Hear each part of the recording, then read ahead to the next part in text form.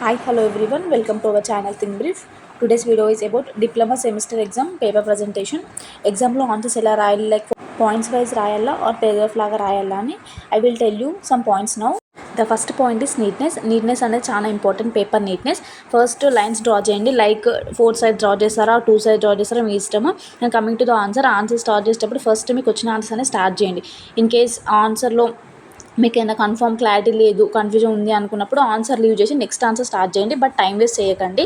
And second point is, in case మీరు answer రాసినప్పుడు like first పేపర్లో సెకండ్ పేపర్లో ఏదైనా మిస్టేక్ అయితే జస్ట్ ఒక పెన్సిల్తోనే లైన్ కట్ చేయండి, కానీ దాన్ని మొత్తం ఆన్సర్ని మొత్తం ఇట్లా లైక్ పెన్తోని డబ్ చేయడం అట్లా చేయకండి. జస్ట్ ఒక లైన్ కట్ చేయండి, ఆర్ ఎల్స్ రాంగ్ అని జస్ట్ ఇంటూ మార్క్ పెట్టి అక్కడ రాంగ్ అని రాసి నెక్స్ట్ లైన్ నుంచి కంటిన్యూ చేయండి.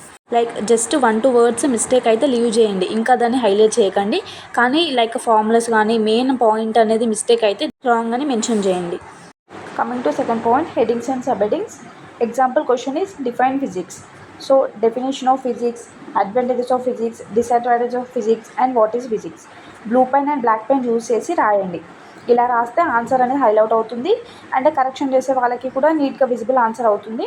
సో మార్క్స్ మంచిగా వస్తాయి. హెడింగ్స్ అండ్ సబ్ హెడింగ్స్, మీరు ఆన్సర్ 90% కరెక్ట్ వచ్చినప్పుడు ఇలా రాయాలి.